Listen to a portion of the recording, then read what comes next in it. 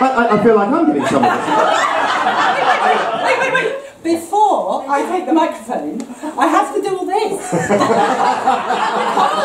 because I've been taught by my sound engineer, one of his lives, husband, how to hold the microphone in one place. Because my natural way so, to manage my natural way, I have a method. So, yes. now I will go into my method. There you are. This is it. Now, what I have to do, my method, and I just taught me this, is I have to put it against my breast. Like that. There we are. Now, if it's there... if I have it, if I hold it sort of against my right breast there, can you hear me? Yes. That's working. So now we just have, I have my left arm.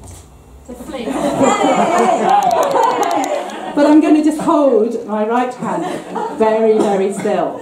So, this is so amazing. I said earlier, I feel like I'm at another of my weddings. Because I have had a few. So far, I've had 5.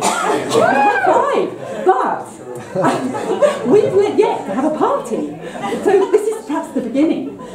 I felt like as people were coming, I felt like I was meeting and greeting, and I felt like I was in the line again. And I was like, this is like my wedding, this is so cool. And I've got new friends. I've got new people to my wedding. So it's good, it's really good. And I tell you, I am so, so happy to be here, because here I have so many people I love. People I've known for so long, people I've known for less long, people I've just met tonight, and it just feels very, very, very special, very exciting. I feel also like I've kind of come through the portal, because I'm not in this country very often, but we've got Facebook. So we've got all of this connection, and we can all be in touch, and we all kind of know what we're doing, and we see. And then I've kind of landed, and I've kind of dropped through the portal. And it's just incredible, really, really amazing. And now what I have to do, because some of you do know that I am learning Spanish. So I do have to greet you in Spanish. So, me mucho, mucho, mucho alegro de veros, which is, I am so happy to see you, because it's very, very, very, very lovely to be with people I love. Because another thing that I thought when I was coming here is that I knew about the Bavard Bar when it was a dream, when it was a thought. It was just an idea in Tim's being, and we talked about it. And I feel like I'm now in the dream. The dream is here, and I'm in it. And it's just that in itself it's wonderful, because I have a privilege, a lot of you here I just know so well. I've got this privilege throughout my life of being part of people's passions, people realising their dreams, realising themselves, realising who they are, being themselves. And for me, that's such a privilege. It's just amazing. I've got a lot of people here I've known such a long time. And here I am in Tim's dream. I'm in it. I'm living in his dream. So I was reflecting about, passion and what is my passion. And absolutely at the core of my being, my passion is really about living. My passion is about life. My passion is about living fully, living freely. It's about love, it's about relationship, it's about connection. And all my life, from a really young child, that's been my life's journey, my life's investigation, to really explore how to live absolutely fully. And that's fully for myself, freely, from a place of real, real acceptance of myself, of love. And that, of course, inevitably, when we do that, what happens, and it happened to me unexpectedly, I didn't expect to work in people's lives, I didn't plan that, I planned to run. That was my plan when I was 6, so I thought, I want to run. But what happened instead was, because I trod the road less travelled from a very, very young child, and something in me would always lead me on the path that was from my heart. It was a difficult path, often, because as I found out that what you have to do, it isn't so easy living your passion, because we've got conditioning. We have a lot of influence from family, from society, from culture, from all sorts of influences that are put into us when we pop out.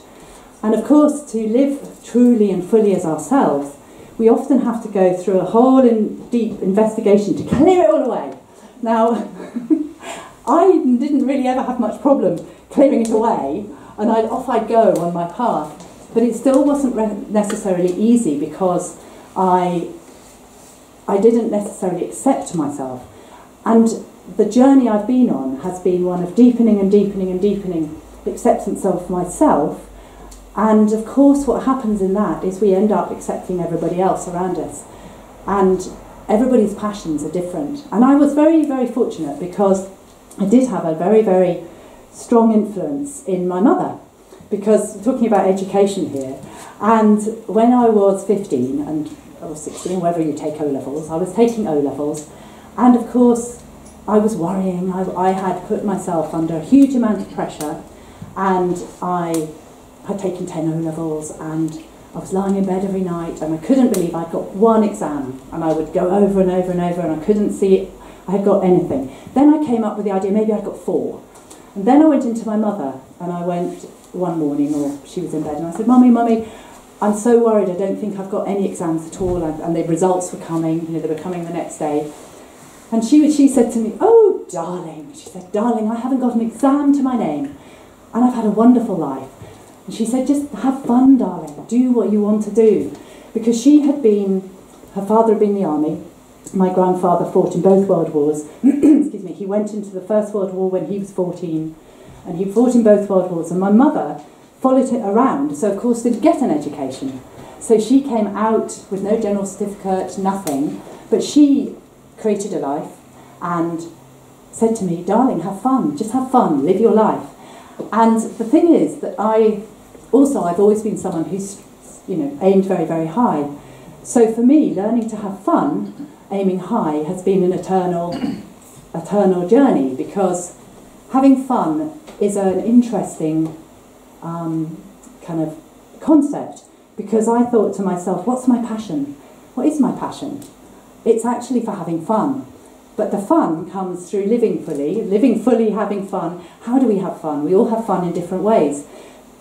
Tracy has fun running 30 miles. I have fun running 30 miles. Sorry, Tracy, you're in my line of vision. I remember sitting beside somebody at a wedding, and they said to me, what, you train on your holidays?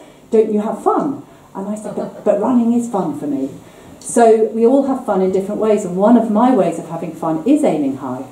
And then again, my mother was fabulous, because I can remember my first ever cross-country race, which was it was a big race. I was 15 years old again.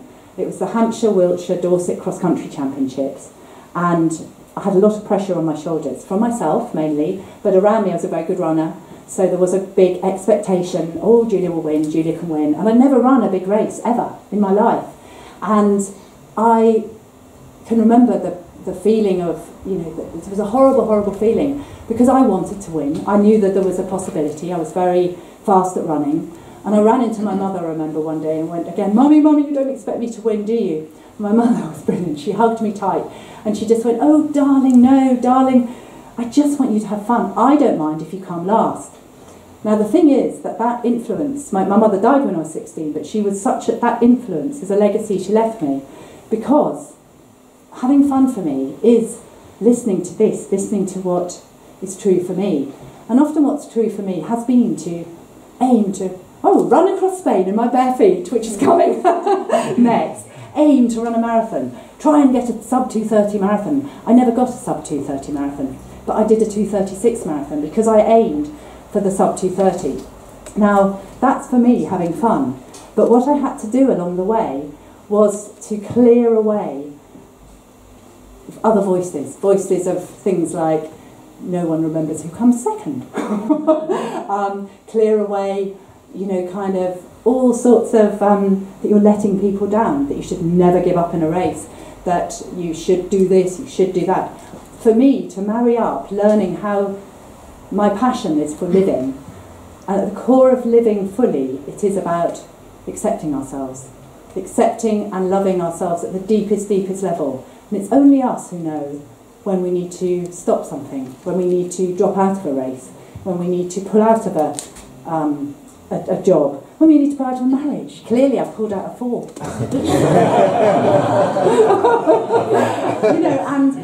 And yet I'm a very, very committed person to when I know it's true and right. And it's only me who will know. And you cannot ask anybody else. So we have to know, and we have to live with it. I was a relationship therapist, for goodness sake. Relationship therapist who was always having this, life that looked chaotic. But actually, at the deepest level of me, I was doing what was true for me. And I think that's what, I remember one of my clients saying to me, "Oh, always come to you, Julia. You're the Victorian explorer of relationship." So, I think that the reason that I unexpectedly became somebody who worked in people's lives was what people saw was that what was going on was me learning my passion. And my passion is how to live. My passion's how to truly and utterly, truthfully listen to what is going on within me, wherever it leads me, which obviously led me at the moment to be standing here barefoot and homeless, because 5 years ago and one day, I met Anadi. December the 6th, 5 years ago. I went up to North London. I was single, I was having a great time. I was so happy here. I had so many friends here. I had a fabulous life. I lived in Carlisle Road. I had a fabulous practice. I loved my work. I had wonderful friends I ran with. I was running, the 20-mile run on a Sunday. I rode across these amazing downs. People I've known for years. I was really, really happy in Eastbourne. I felt that this was my place I could live in forever. And then I met Anadi. It was December the 6th last year, 5 years ago. And he was interviewing me. He ran a website that was called Sounds Orange, and it was a website for New Age music and all sorts of download things. But he also interviewed people about meditation. And so he wanted to interview me about my running as a meditation. So off I went up to North London. The rest is history, because here I am married to him. And I left Eastbourne. Now, how did that happen? So, 4 years ago and one day, exactly, we walked out of Eastbourne, not with nothing. Well, this is all I own. In this bag is what I own in the world. And what happened was, Anadi and I were in Santorini on holiday in the August. And Anadi said to me, "Let's travel more." He's a computer genius. So what has Wi-Fi can be where he is. And I said, "What about my work?" Those were my immediate words that came out of my voice, because I loved my work. I was working with so many people, and I was based here, and I loved it. I said, "What about my work?" And then we kind of chatted over breakfast and thought, "Oh, well, maybe we'll just go away more. Maybe I'll go away, holidays more." Anyway, then Santorini had a big fire and the generator blew, and the whole island was in darkness, total darkness, and every night was very romantic, candlelit dinners. There was also, obviously, a loo problem. We won't do that bit, because as you can imagine. But the romantic bit of no electricity was every night candlelit dinners. 3 days after Anadi's idea about travelling more, from nowhere, and this is what I mean, when we listen to the deepest place within us, it does unexpected things that aren't always easy. It said, I suddenly found myself saying, "Well, if we're going to travel more, why do we need to own anything?" And Adi said, "I'm up for that." And that literally was what happened. From that moment, we started to shed absolutely everything we own. People walked out of my house with coffee makers and blenders and tables and a fridge. Anybody else? Who else? Sat nav. So that was the August. So till the December, everything was going. I didn't have any property because I had known that this might happen at some level. And Adi had a flat to sell. And so by the December the 6th, a few months later, I still had a base for a little bit in Eastbourne where I'd come and see people for therapy under fees, not here today, but under fees home. But then, gradually, off we went. Now it was absolutely listening to my living fully, to the love of myself, of having to listen. It was hard. It's been hard. I didn't want to leave people, but I had to listen. And also I'd lie in bed at night at one point for 6 weeks, I remember. I woke up at 3 every morning, and I'd feel this feeling in my body of terror, but I wouldn't put a story to it. I teach this. Don't put a story to it. And I would just clear the fear. and kept going because I knew there was it was the way I had to go. And so lots happened. Even in the first, December the 6th we set off, Nadia had won an award for some software he'd written. But by December the 18th, the whole business thing had gone. I mean, that's a story in itself. That's 15 minutes. So we suddenly were like, Nadia had nothing. But we didn't want to stop. We didn't want to come back to England. We didn't want to stop. So we carried on. The 22nd of December, we nearly died in a riptide. Really, truly, that is my nearest death point. And I really let go. I can remember the moment of totally, utterly just relaxing. And Nadia heard him shouting, because I'd seen a 7-foot wave crash him outside. And I heard him shouting to me, use the wave, use the wave. And obviously we survived. And the only thought I do remember thinking was it was 22nd of December. I was like, oh no, I've ruined my family's Christmas. And I remember that thought. But other than that, I let go. 25th of December, he proposed to me. And I had been I was going to be a girlfriend for a year anyway. That didn't happen. I was a wife before I knew it again. But anyway, we've had lots of adventures. And in the early days, I would arrive in a place and I'd cry every time. And I'd go, I love Eastbourne, I miss my friends, I love the Downs. But I knew, even though I had to have that expression, I knew that I had to keep following. And I love this life, and it's expanded and expanded and expanded. But of course, when we listen to, the truth of it, also, it's not usual, it's not necessarily the normal way. So it's having to clear and trust and know that if we follow truly what's right for us.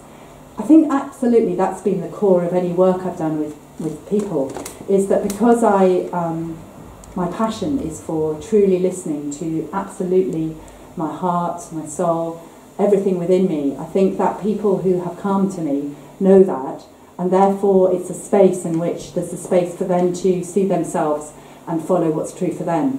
And that's why, it's been a privilege. All the things that I've seen emerge out of the people who've been in my room that kept moving once I left Eastbourne.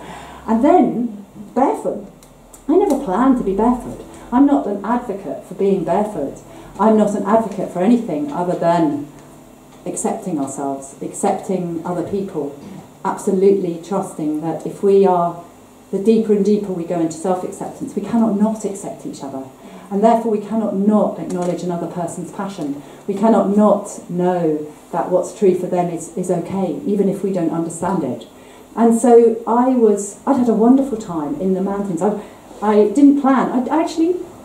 I used to be barefoot. As a child I was barefoot. As a teenager I was barefoot. I remember when I joined my first athletics club, just check the time, oh dear, I've gone over, can I go on?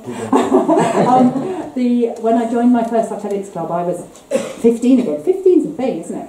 And my mum was ill and she couldn't take me anywhere, so I'd had to join an all-boys athletics club. And I went the first day and my friend Wendy came with me. And I was terribly posh, and it was the boys from the local comprehensive, and it was really amazing because I was the only girl. They had no boys section, and I ran in bare feet, and I was immediately, my accent was taken the piss off. I was taught to say fuck. I never say fuck before then, with a posh accent. And I was taught to spit, and I was taught to do that nose thing, but I was carried a hanky. I was ever so posh, and I carried a hanky and had sort of, all my gym girl slip things, but I was barefoot, and I remember the first session on that track being barefoot, so that was a very innate, true thing for me. And then I pushed myself very hard in my international career, and I was quite injured, and I had a lot of left side trouble. Yeah, Greg knows, I've had all sorts of back and stuff and things and knee and all sorts, and then I had orthotics, which were fabulous, and they were part of my journey, but I resolved I'd find a way to rebalance myself, because I'm 58 now. I've been running since I was 6. And I knew I would come back. I knew. It took me 17 years from when I had really strong orthotics, which were helpful because I was in a lot of pain. But then, I tried to go minimalist a few times. Didn't happen. It didn't work. I rushed. I did too many miles too soon. And then, I had this amazing week, whenever it was, us Zen runners. A lot of people came out to the mountains, and there was 10 of us. And I did a week of running. But the age range was 16 to 70, and it was fabulous. The Cubs were the 16-year-olds, But I was running up and down mountains. So I was running up to the cubs, and then I was running back down, and then I was running here, and I was running there. And actually, my back, Greg can now do a talk on Julia's back, but Julia's back did its thing, and went, did its sacred in, went out, blah, blah, blah. Anyway, I was in a lot of pain for 6 weeks with a lot of sciatic pain again. Matt knows about it because I told him all about it. And then I was on the beach in Falmara, and Ardy and I were in Lanzarote, and the surfers were running, warming up in their bare feet. And I was like, something in me just moved and went, I wonder. Anyway, I went running, and I haven't looked back because my body didn't hurt.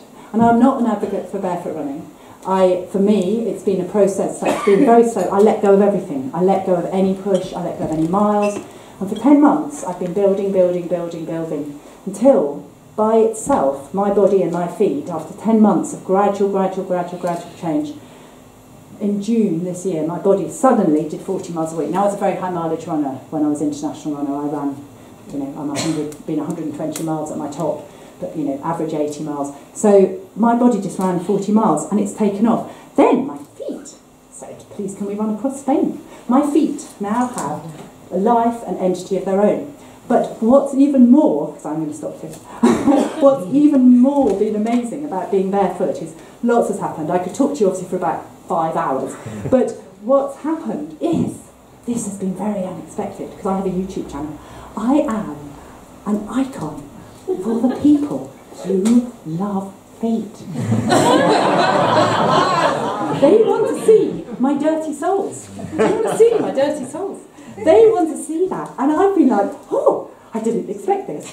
But, as I say, the essence of my... And they're fabulous. And I go, no. They ask me if I'll rev the car engine. And I go, well, my feet are in charge. And they'll ask me, can we see more of your dirty souls? Because we had a thing.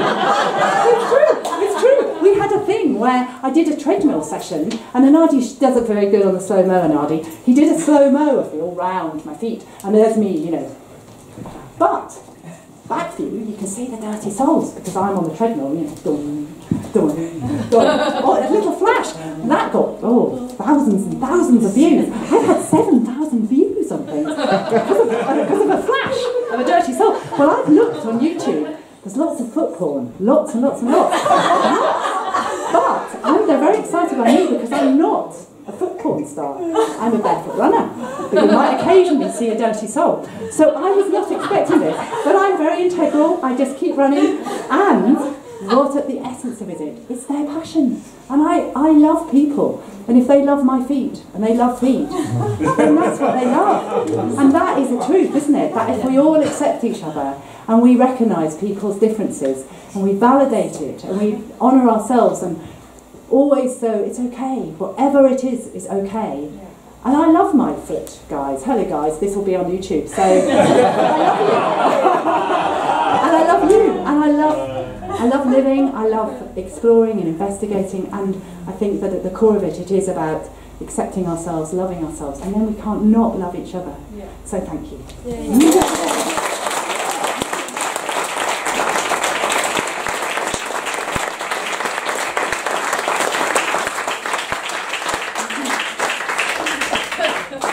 I think the core of that message is essentially become an enlightened soul and you'll become an icon for various fetishes. So connect with your inner self.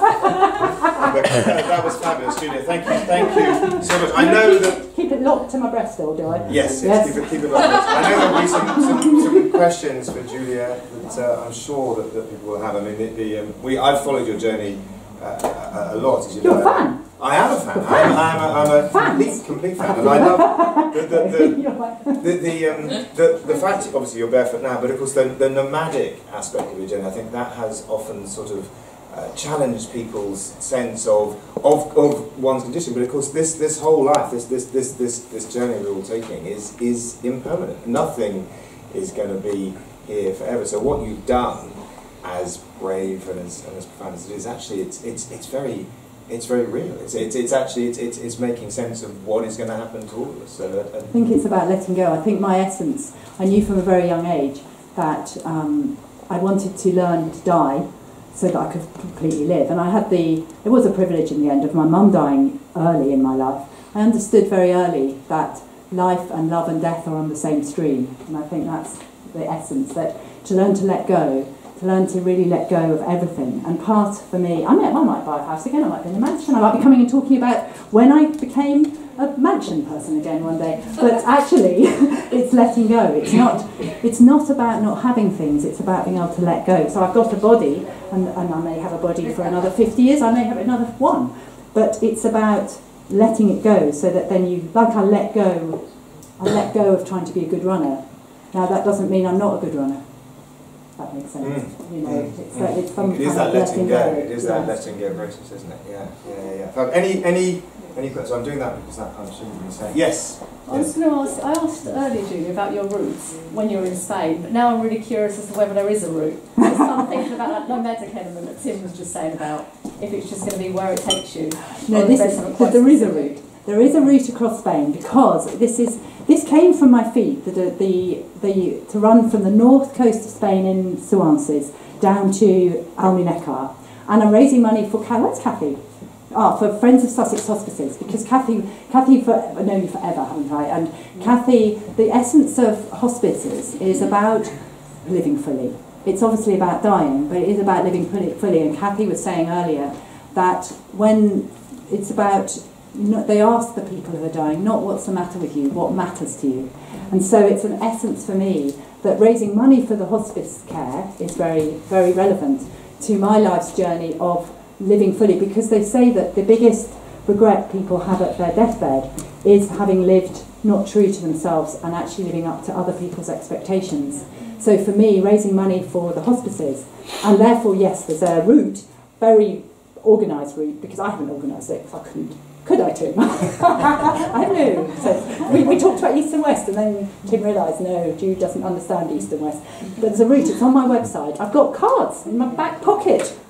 Barefoot Across Spain website is on there, and the route is planned, and I'm having a kind of party all the way.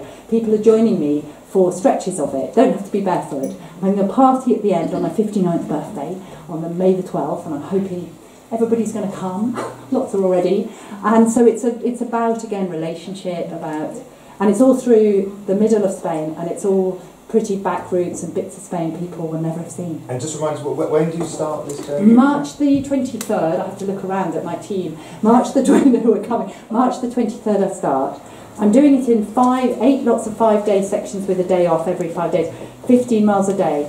And the reason I say little, because obviously my history, I could run 15 miles a day easily. It is harder running in my bare feet. And as yet, I haven't run 15 miles in a day more than once. Certainly not 5 days in a row. Never mind.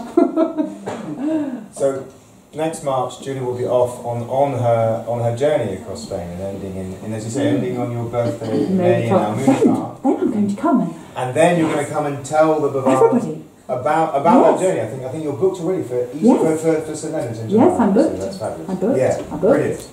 That's brilliant.